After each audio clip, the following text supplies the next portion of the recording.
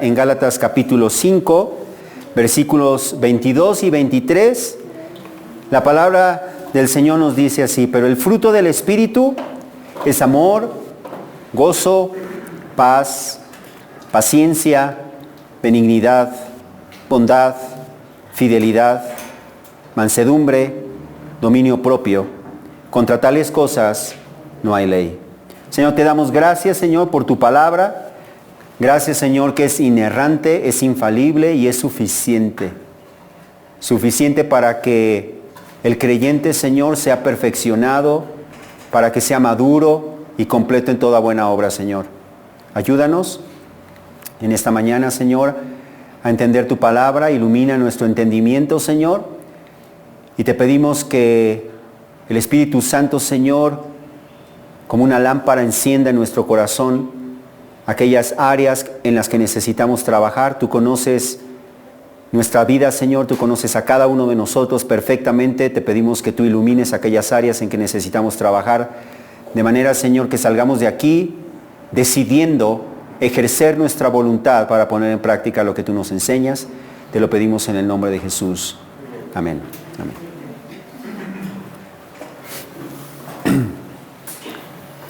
La semana pasada pues comenzamos a estudiar lo que es el fruto del Espíritu.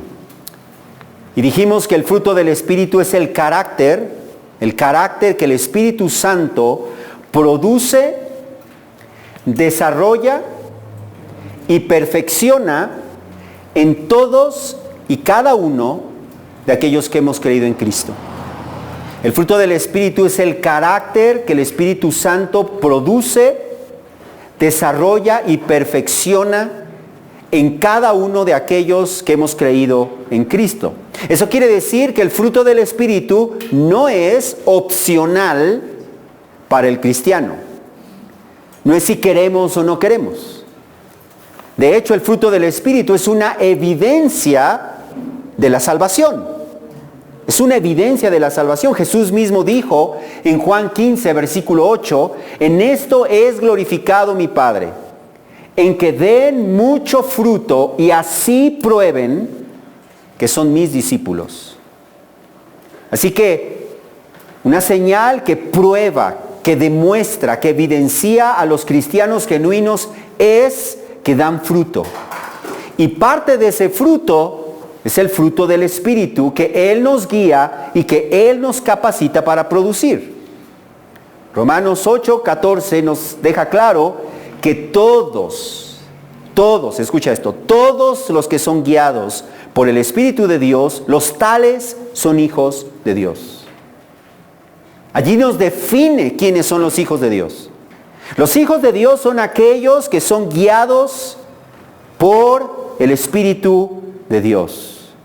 Por lo tanto, debemos aprender a dejarnos guiar, a dejarnos conducir por el Espíritu de Dios cada vez más, el cual nos guía por medio de su palabra.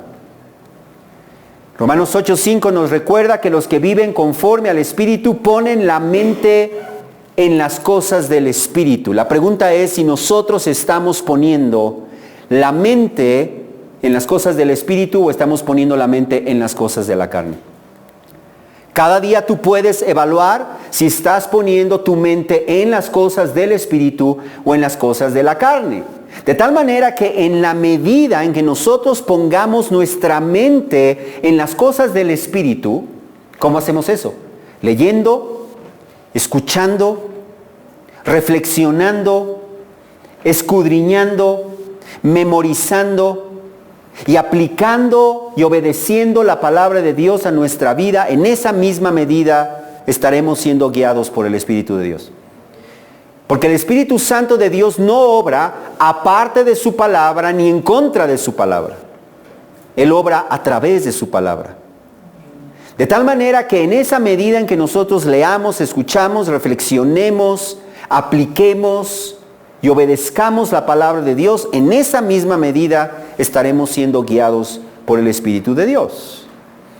Y de la misma manera, en la medida en que nosotros busquemos la ayuda del Señor, porque no podemos obedecer al Señor sin la ayuda del Señor.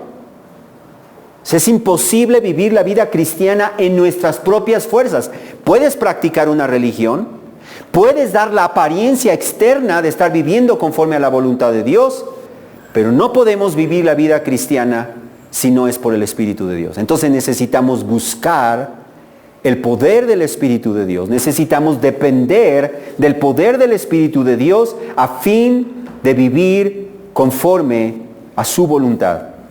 Porque Él es el que nos capacita para que nosotros produzcamos el fruto del Espíritu. Pero eso significa entonces que si somos negligentes en guardar su palabra, en leer su palabra, en buscar su palabra, en disciplinarnos para memorizar su palabra, la pregunta es, ¿cómo nos guiará el Espíritu de Dios? Ser guiados por el Espíritu es ser guiados, dirigidos por la palabra de Dios, porque el Espíritu Santo nos guía por medio de su palabra. Por medio de su palabra, el Espíritu Santo nos enseña y nos capacita para producir el carácter de Cristo. Por lo tanto, debemos vivir produciendo, perfeccionando y creciendo en el amor, gozo, paz, paciencia, benignidad, bondad, fidelidad, mansedumbre y dominio propio. Creciendo, perfeccionando por el poder del Espíritu, buscando la ayuda del Espíritu, confiando en la ayuda del Espíritu.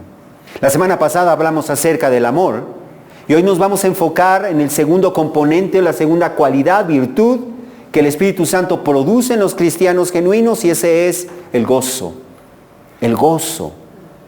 Ahora bien, lo primero que debemos hacer para poder andar en el gozo del Espíritu es entender qué es el gozo. Si nosotros no entendemos qué es el gozo, ¿cómo vamos a poder andar en gozo? La palabra gozo que Pablo utiliza allí se utiliza 59 veces a lo largo del Nuevo Testamento. 59 veces. Para referirse a un sentimiento, fíjate bien, de felicidad o bienestar que no depende de las circunstancias. Una emoción, un bienestar, una felicidad que no depende de las circunstancias. La felicidad que este mundo conoce es meramente alegría. Esa es la felicidad que este mundo conoce. Es una alegría que depende totalmente de las circunstancias. La felicidad que este mundo conoce nos hace sentir alegres pues cuando las cosas nos salen bien, ¿no es cierto? Todo mundo es alegre cuando las cosas le salen bien. Cuando obtenemos lo que deseamos. Cuando nuestras circunstancias son favorables. Cuando no tenemos dificultades, no tenemos sufrimientos. Esa es la felicidad que este mundo conoce. Es mera alegría que depende de las circunstancias. Pero ¿qué sucede con esa felicidad que este mundo conoce? Cuando aquellas cosas que nos hacen felices se van, no las obtenemos, no las alcanzamos, entonces la felicidad que este mundo conoce se esfuma como si fuera una neblina. En cambio, hermanos, el gozo del Espíritu Santo, el gozo que produce el Espíritu Santo es un estado de bienestar, de satisfacción, de felicidad que no depende de las circunstancias. De entrada, entonces, eso nos muestra que esta felicidad, que es el gozo del Espíritu, es totalmente sobrenatural. No es natural. Lo natural es que seamos felices cuando todo nos sale bien. E infelices cuando las cosas nos salen mal. John MacArthur define el gozo como un sentido profundo de bienestar que llena el corazón de una persona, fíjate bien, que sabe que todo está bien entre él y su Señor. Es el estado, el sentido profundo de bienestar que llena el corazón de una persona que sabe que todo está bien entre él y su Señor. El comentarista Douglas Moo define el gozo como una estabilidad de la mente que nace de la certeza, de la seguridad, del amor de Dios por nosotros, producida por el Espíritu, aún en medio de dificultades y pruebas. Eso entonces convierte al gozo en una felicidad, en una emoción, en un bienestar distinto al que experimenta el mundo.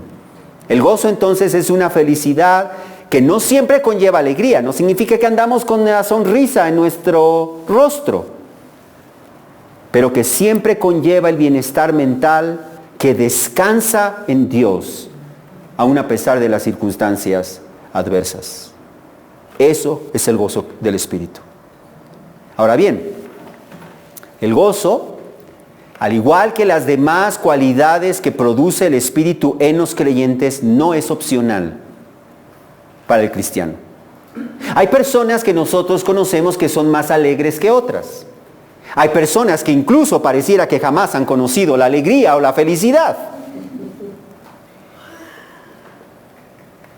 Pero el gozo del Espíritu es un mandamiento para el cristiano. Un mandamiento para el cristiano. De hecho, el Señor nos ordena en 1 Tesalonicenses 5:16, estén siempre gozosos. ¿Cuándo? Siempre.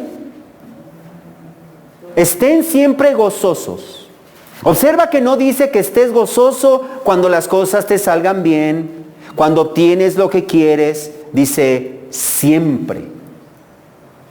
De igual manera, Filipenses 4:4 nos ordena, regocíjense en el Señor siempre. ¿Cuándo? Siempre. Otra vez lo diré, regocíjense. Así que entonces el gozo es un mandamiento, lo cual nos lleva a concluir que vivir sin gozo es desobedecer a Dios. Porque Dios ordena que estemos siempre gozosos. Dios nos ordena, regocíjense en el Señor siempre. Por lo tanto, vivir sin gozo es desobedecer a Dios, es un pecado.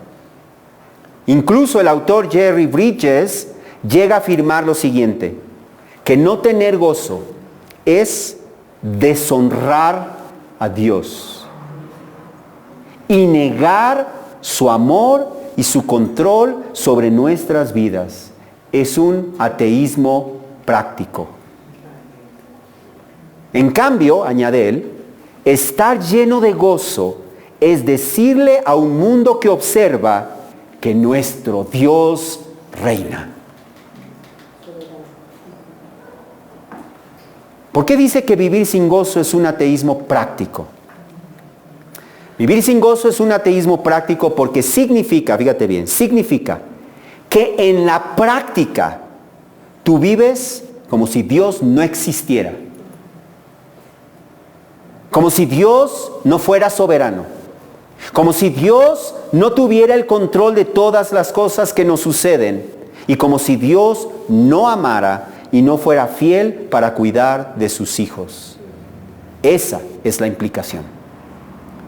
De allí que entonces Christopher Wright, otro autor cristiano, pregunta, si el gozo es una característica esencial de la vida de cristianos que están llenos del Espíritu, fíjate bien la pregunta, ¿por qué entonces tan a menudo el gozo está ausente de nuestra vida? ¿Por qué los cristianos a menudo son tan miserables? Y él mismo nos responde diciendo, quizá porque simplemente olvidamos las grandes verdades del Evangelio. Por eso. Porque olvidamos las grandes verdades del Evangelio. ¿Escuchaste eso? La razón por la que muchas veces no hay gozo en tu vida es porque has olvidado las grandes verdades del Evangelio. Porque el Evangelio es una fuente continua de un gozo inagotable, porque el gozo de los cristianos es resultado de disfrutar de la comunión con nuestro soberano, fiel y amoroso Padre Celestial, que nos ama profundamente que cuida de nosotros minuciosamente. Y yo quiero que veamos en esta mañana 3 motivos de gozo que nos enseña el Evangelio. 3 motivos de gozo. Número 1, el primer motivo de gozo, nuestra salvación. Nuestra salvación. En Romanos 15 el apóstol Pablo nos muestra que el Evangelio es una fuente de gozo inagotable para el cristiano. Observa cómo nos dice en versículo 7 que Cristo nos aceptó para la gloria de Dios. Cristo nos aceptó. Y luego en versículo 10 cita lo que el Señor dijo en Deuteronomio 32:43. Regocíjense, gentiles, con su pueblo. Y luego añade en versículo 11 lo que el Señor dijo en el Salmo 117, versículo 1. Alaben al Señor todos los gentiles y todos los pueblos lo alaben. Eso nos muestra entonces que la buena noticia del Evangelio es razón suficiente y fundamental por la que los cristianos podemos y debemos gozarnos y alabar al Señor. Nuestro motivo de gozo es que fuimos escogidos desde antes de la fundación del mundo para salvación y fuimos salvados, adoptados e incluidos en la familia de Dios mismo. Efesios 2, versículos 12 y 13 nos dice, recuerden, escucha este verbo, recuerden. Recuerden que ustedes estaban separados de Cristo, excluidos de la ciudadanía de Israel, extraños a los pactos de la promesa, sin tener esperanza y sin Dios en el mundo. Esa era nuestra miserable condición. Motivo suficiente para vivir sin gozo. Pero ahora, en Cristo Jesús, ustedes que en otro tiempo estaban lejos, han sido acercados por la sangre de Cristo. Y en versículo 19 añade, así pues ustedes ya no son extranjeros, ya no son extraños, sino que son conciudadanos de los santos y son de la familia de Dios. Que nosotros meditáramos y grabáramos estas palabras en nuestra mente y en nuestro corazón. El apóstol Juan también nos dice en su primera carta, en capítulo 3, versículo 1, nos dice, miren, nuevamente, ¿te acuerdas del otro verbo? Recuerden. Ahora este verbo, miren, cuán gran amor nos ha otorgado el Padre, que seamos llamados hijos de Dios, y eso somos.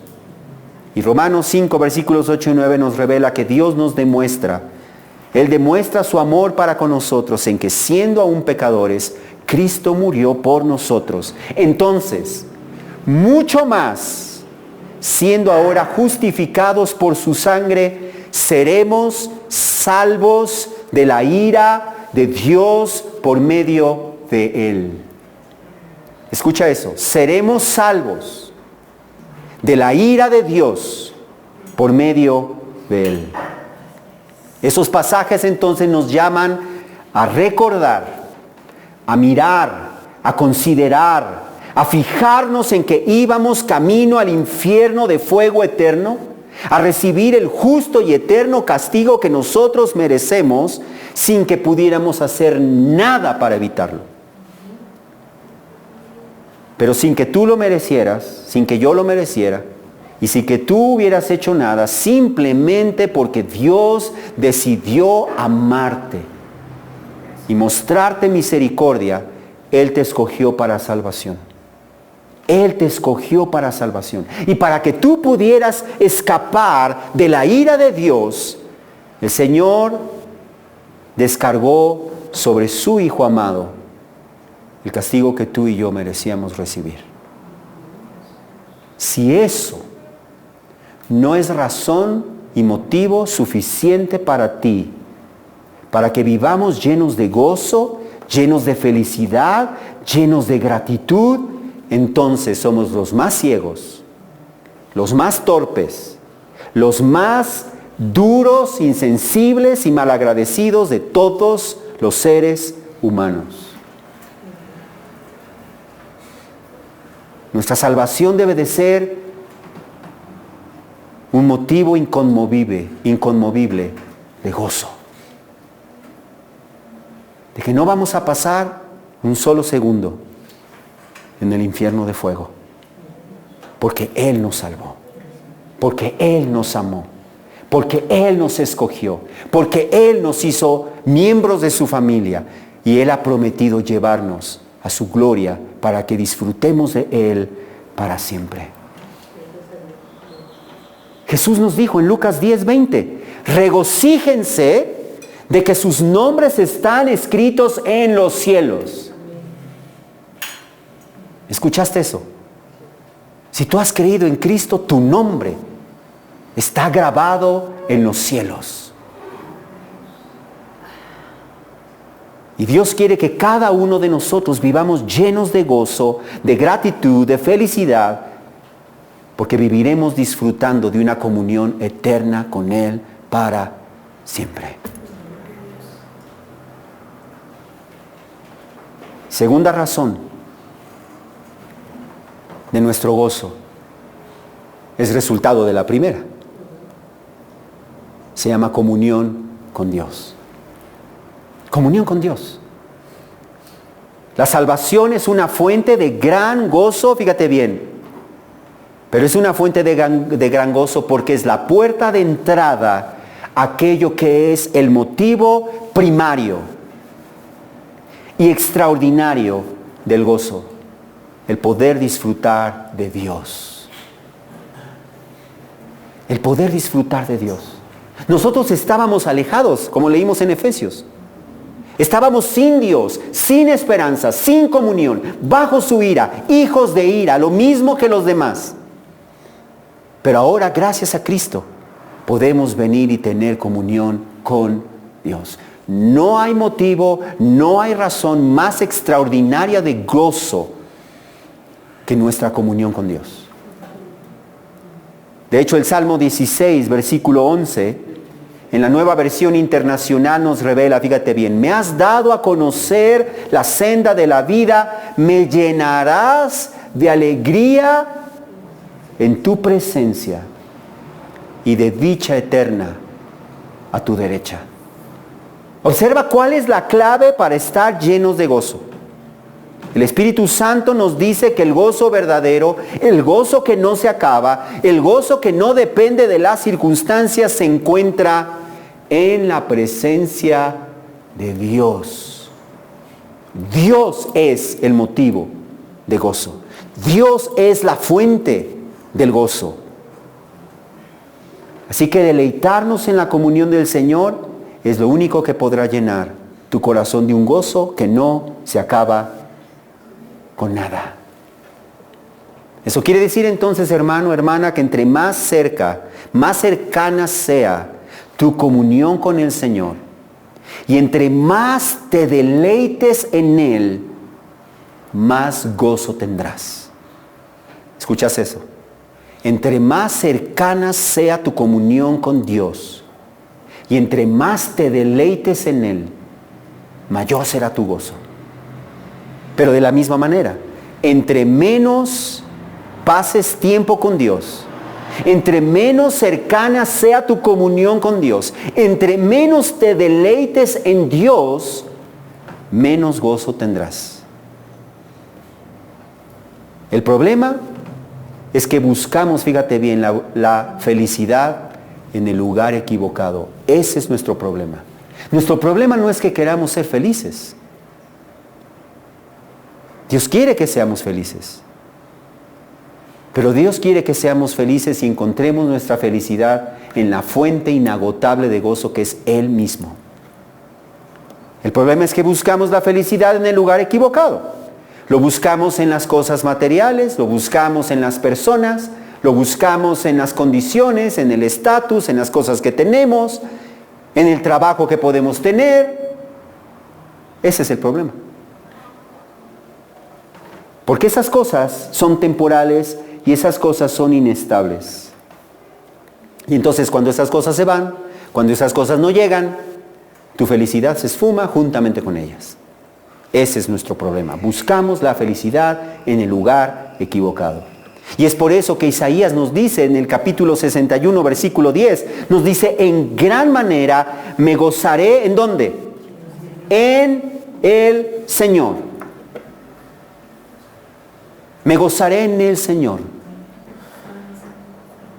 Mi alma se regocijará en mi Dios. Yo te pregunto, ¿en dónde está puesto tu gozo? ¿Cuál es el motivo de tu felicidad?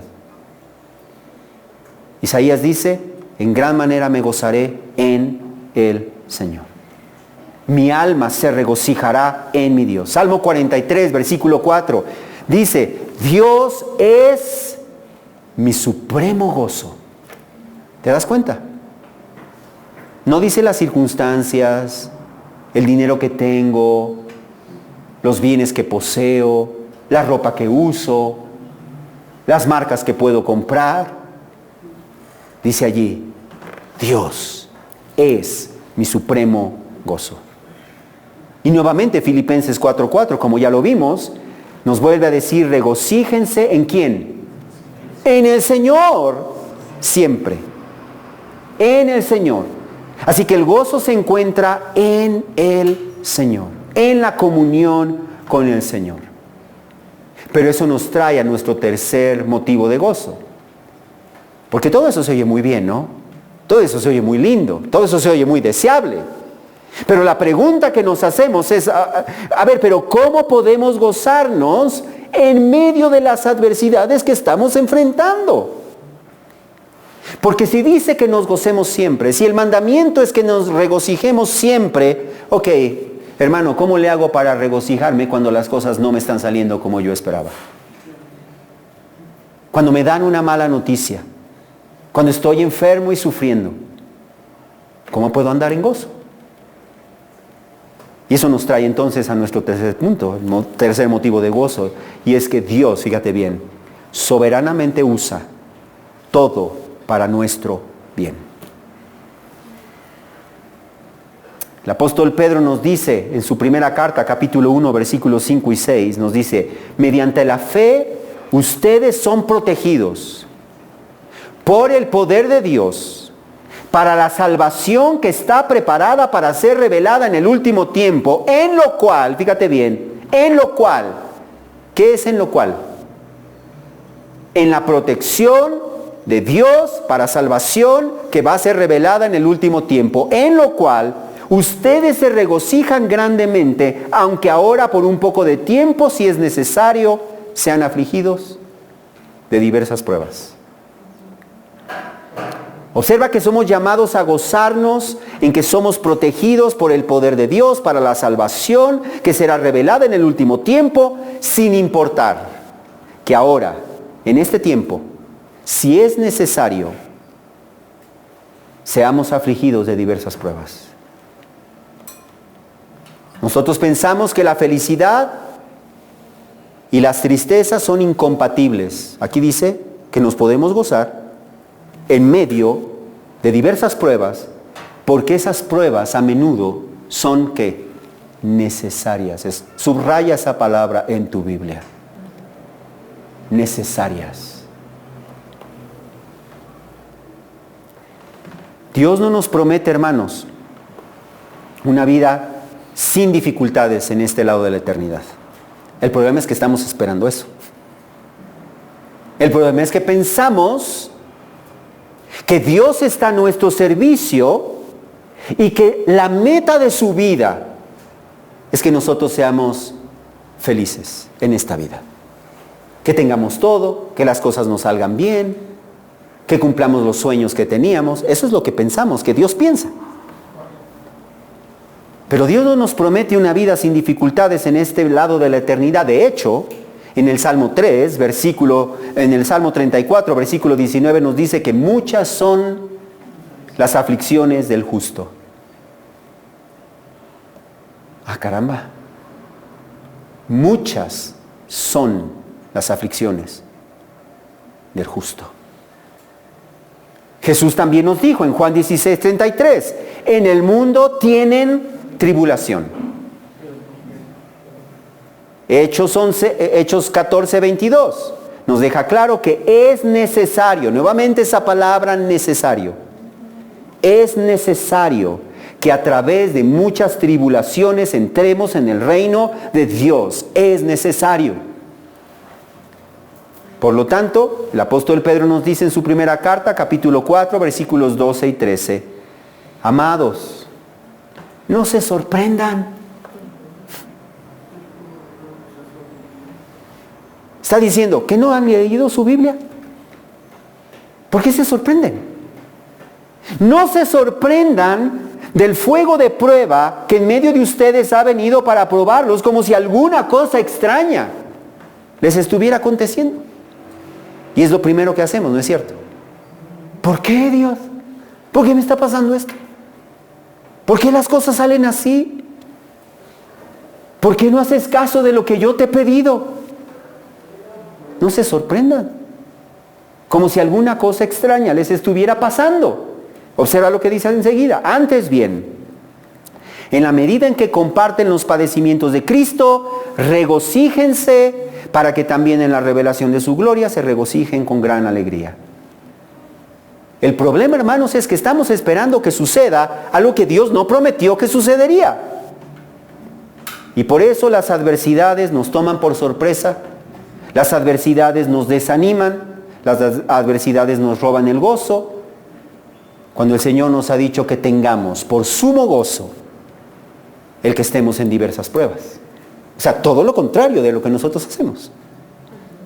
En Santiago nos dice eso, ¿no es cierto? En Santiago capítulo 1, versículos 2 y 4 nos dice, tengan por sumo gozo, no nada más por gozo, sumo gozo. Hermanos míos, cuando se hallen en diversas pruebas. Y no es que seamos masoquistas. Fíjate bien, nos dice enseguida, sabiendo, ese es el problema. Que no sabemos. Y no sabemos porque no leemos su palabra, no meditamos su palabra, no memorizamos su palabra. Dice, tengan por sumo gozo cuando estén pasando por tribulaciones, porque sabemos que la prueba de su fe produce paciencia. Y que la paciencia tenga su perfecto resultado para que sean perfectos y completos sin que nada les falte. Observa cómo Dios es el más excelente, fiel y amoroso Padre que existe. Su voluntad para ti es buena. Su voluntad para ti es que seas perfecto y completo sin que te falte nada. Esa es su voluntad. Pero, para que eso suceda, son necesarias las aflicciones. Son necesarias las aflicciones. Por eso Dios permite las aflicciones para desarrollar el carácter de Cristo en nosotros. Dios nos ama tanto. Fíjate bien, Dios es soberano, ¿sabías eso? Sí. ¿Qué significa eso? Todas las cosas que suceden en su creación están bajo su voluntad. No puede suceder absolutamente nada en su creación que no suceda bajo su permiso y por lo tanto bajo su voluntad. Nada. Y fíjate bien, y ese Dios que es soberano y es nuestro Padre, nos ama tanto, tan profundamente, tan intensamente, tan fielmente, que Él busca lo mejor para nosotros. Y lo mejor para nosotros no es lo que nosotros pensamos que es lo mejor para nosotros. Lo mejor para nosotros es que seamos hechos a la imagen de su Hijo Jesucristo. Eso es lo mejor que nos puede pasar. No hay bendición más grande, no hay estándar más grande, no hay beneficio más grande que ser conformados a la imagen de su Hijo. Y Dios nos ama tanto que Él dice, estoy comprometido con darles lo mejor. Y eso es hacerlos a la imagen de mi Hijo. Pero para que seamos hechos a la imagen de su Hijo son necesarias las aflicciones. Esa es la parte que no nos gusta. Porque así como nuestros músculos solamente se desarrollan por medio de ejercitarlos con oposición, eso es lo que hacen las pesas, es oposición. Y así se desarrollan nuestros músculos. Sin dolor no hay avance, ¿verdad? Así también nuestro carácter solamente se desarrolla por medio de la oposición de las adversidades. Y así como un padre amoroso inyecta a su hijo cuando es necesario, aunque no es agradable, ¿verdad? Y el niño llora. ¿Pero qué está pensando el papá? Ah, cómo me deleito en que lo inyecten. Lo veo sufrir y me gozo en eso. Claro que no. Pero lo que está pensando es en su bien. Pues así también lo hace Dios. Y por eso Dios, como el más perfecto, amoroso y bondadoso Padre que existe, permite que pasemos por adversidades. Él está pensando en el bien, ¿eh? Él está pensando en el bien. Pero sigue la pregunta, ok, ya entendí bien eso, pero ¿cómo podemos gozarnos en medio de esas dificultades, en medio de esos problemas, en medio de esos sufrimientos que el Señor permite que pasemos? Número 1, recordando que nuestro Dios es soberano. Fíjate bien, ¿eh? Recordando que nuestro Dios es soberano. Y eso significa que Él determina, Él gobierna y Él controla todo lo que nos pasa. Dices, pero ¿cómo eso va a ser motivo de gozo? Una cosa es saber que Dios es soberano, pero ¿cómo saber eso produce gozo? Fíjate bien. Crónicas, primer libro de Crónicas 16, versículo 31 nos dice: alégrense los cielos y regocíjese la tierra, y digan entre las naciones que el Señor reina. Ahí te muestra una cosa, la razón, el motivo por el cual la tierra se regocija y los cielos se regocijan es por una cosa, porque el Señor reina. Si esa verdad no baja tu corazón, jamás te vas a poder gozar en medio de las dificultades. El Señor reina. Cuando estés pasando por dificultades, cuando estés pasando por adversidades, por sufrimiento, por necesidades, por un diagnóstico desfavorable, dice, alégrense los cielos, regocíjense la tierra y digan entre las naciones, el Señor reina. No solamente eso, no solamente el Señor reina. El Salmo 103, versículo 19 nos dice, el Señor ha establecido su trono en los cielos y su reino domina ¿sobre qué? Sobre todo. Por lo tanto, eso significa que cada circunstancia de nuestra vida, hasta el más mínimo detalle, ha sido decretada por Dios y está bajo el gobierno soberano de Dios, bajo el control de Dios. Y eso significa que nada de lo que nos sucede o de lo que nos ha sucedido por accidente. No existen los accidentes. Solamente existe un Dios soberano, amoroso, fiel, bondadoso, que está pensando en nuestro bien.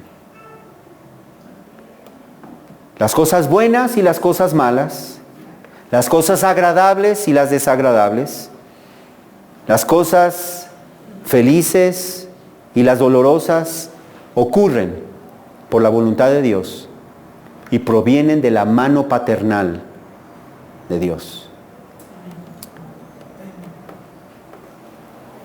Cada cosa que nos pasa, hermanos, fue ordenada por nuestro Padre amoroso, está bajo el control de nuestro Padre amoroso y siempre cumple, y este es el motivo del gozo, y siempre cumple el buen propósito de nuestro Padre amoroso.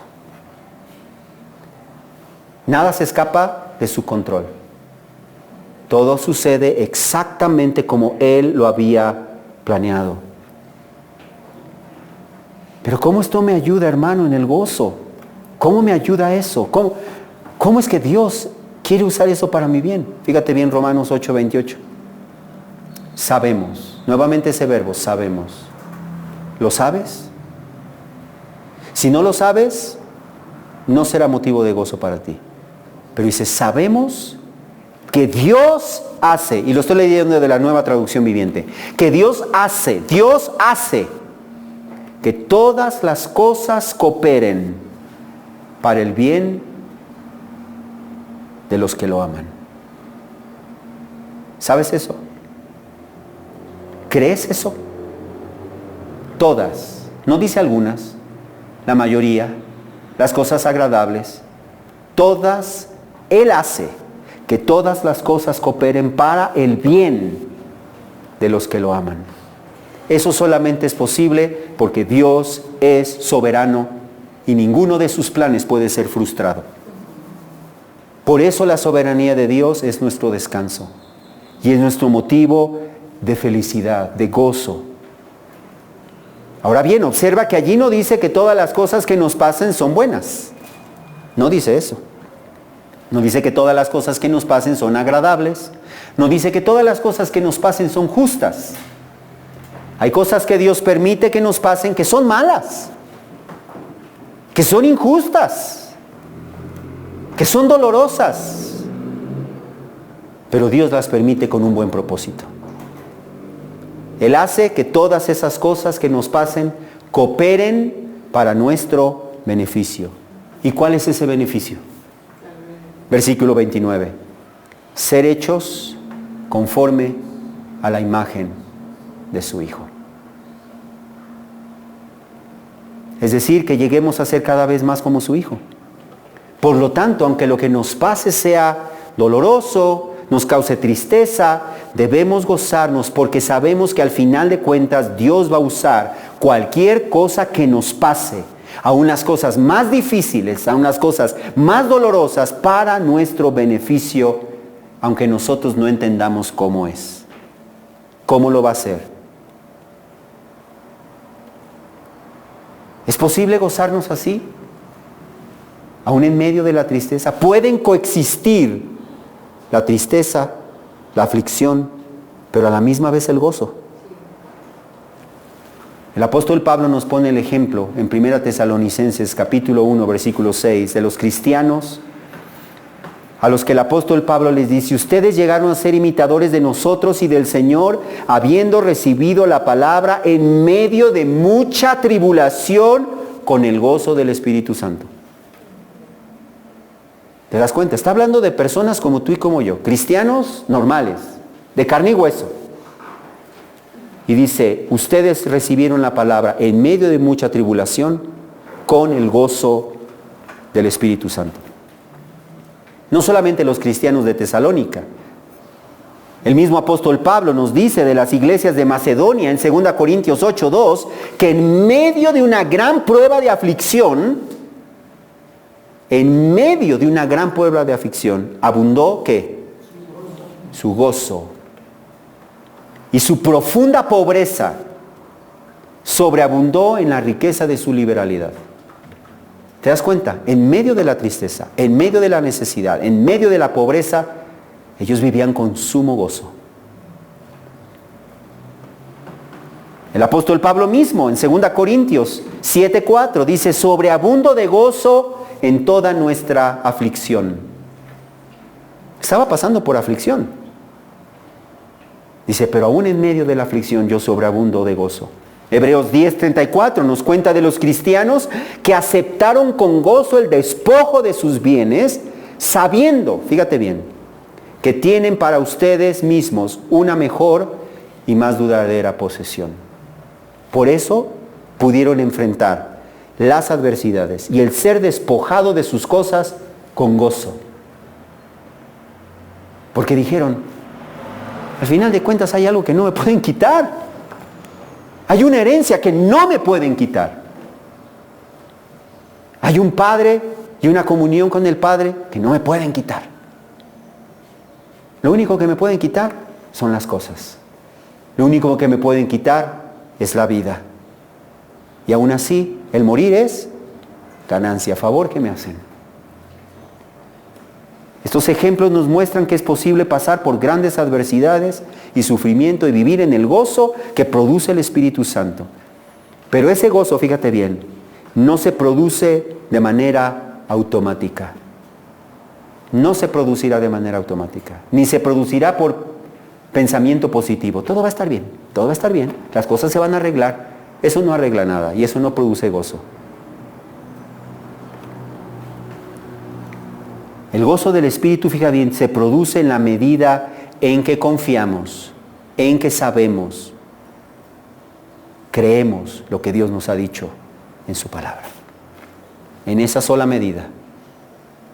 Como vimos en Romanos 15:3, Dios nos llena de todo gozo y paz en el creer, dice Romanos 15:13. Dios nos llena de todo gozo y paz, ¿en qué? En el creer. Ahí están. En la medida en que tú creas lo que Dios ha prometido, que tú creas lo que el Espíritu Santo ha dicho, entonces tu corazón se llenará de gozo aún en medio de la aflicción, aún en medio de la adversidad. Eso significa una cosa, que en la medida en que no tienes gozo, es una prueba de incredulidad. ¿No le crees a Dios? ¿No le crees a Dios? De allí que entonces las Escrituras son el medio o el instrumento que el Señor usa para promover y producir su gozo en nosotros. Las Escrituras son el medio, el instrumento que Dios usa para producir gozo en nosotros. Jerry Bridges, el autor Jerry Bridges, señala que para que el Espíritu Santo use las Escrituras, estas deben estar en nuestro corazón por medio de la exposición y la meditación regular de ellas. Ese es nuestro problema. ¿No es cierto? Ahí está la raíz de nuestro problema. Somos flojos, perezosos, negligentes, indisciplinados, pero queremos que el gozo del Espíritu abunde en nuestro corazón. Jamás sucederá eso. Porque Él ha establecido un instrumento, Él ha establecido un medio, y ese medio es su palabra. Nosotros entonces debemos confiar en lo que Dios nos ha prometido, y Él ha prometido que usará todo lo que Él permite que nos pase para su gloria y para nuestro bien. Y nuestro bien mayor es desarrollar el carácter de Cristo en nosotros. A fin de que podamos gozarnos entonces en medio de dificultades, el sufrimiento, necesitamos poner nuestra vista no en el sufrimiento, en el fin del sufrimiento. Y por eso 2 Corintios 4, versículos 17 y 18 nos dice que esta aflicción leve, la que estés pasando, esta aflicción leve y pasajera, nos produce un eterno peso de gloria que sobrepasa toda comparación, al no poner nuestra vista en las cosas que se ven, sino en las que no se ven. Porque las cosas que se ven son temporales, pero las que no se ven son eternas. Un día, hermanos, si no desmayamos y seguimos siendo fieles al Señor, y seguimos creciendo y servimos con gozo al Señor sin importar nuestras adversidades, Él nos dirá: bien hecho, buen siervo y fiel. Sobre poco fuiste fiel, sobre mucho te pondré. Entra en el gozo de tu Señor. Ese gozo será perfecto, ese gozo será completo, ese gozo será inalterable. Nadie robará ni nada robará más nuestro gozo. Pero se requiere que seas un siervo fiel. El pecado te robará el gozo. Lo vemos en el ejemplo de David. El poner tu confianza en lo que no, en cualquier otra cosa que no sea el Señor, te robará el gozo. No confiar en las promesas de Dios te robará el gozo. Pero confiar en el Señor, confiar en su amor, confiar en su cuidado, confiar en su soberanía, te llenará de gozo. Porque sabes que tu vida está en sus manos. Y que absolutamente nada de lo que te ha pasado, de lo que te pase o de lo que te pasará está fuera de la buena voluntad de Dios para ti. Por lo tanto, hermanos, vivamos reflexionando y afirmando nuestro corazón en la realidad de la soberanía y de la bondad de nuestro Padre Celestial, de tal manera que podamos gozarnos sabiendo que todo lo que nos pasa forma parte de su plan y que Él va a hacer que todas esas cosas cooperen para nuestro bien. Así que cuando vengan tú di, Señor, no entiendo por qué está pasando esto. Es doloroso, es difícil, pero una cosa sí sé, que tú lo has encaminado para mi bien. Completa mi bien. Forma a Cristo en mí, cueste lo que cueste. Y en eso me gozo. En que al final de cuentas no hay tragedias para el cristiano. Porque al final todas las cosas cooperan para nuestro bien y para su gloria, y no puede ser de otra manera. Vamos a orar. Padre, te damos gracias. Ayúdanos a gozarnos de esta manera, Señor. Ayúdanos a confiar en ti y a saber que nada es accidente, nada es resultado de la mala suerte o de la buena suerte. Todas las cosas, Señor, que nos pasan están bajo tu cuidado y tú nos estás ejercitando, Señor, para nuestro bien.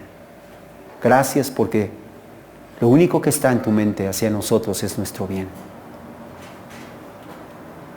Te pedimos que podamos confiar en eso, que podamos meditar en eso. Y que cuando llegan las adversidades a nuestra vida podamos decirnos a nosotros mismos: alégrense los cielos y regocíjese la tierra. Y digan entre las naciones: el Señor reina. Te lo pedimos en el nombre de Jesús, Señor. Amén.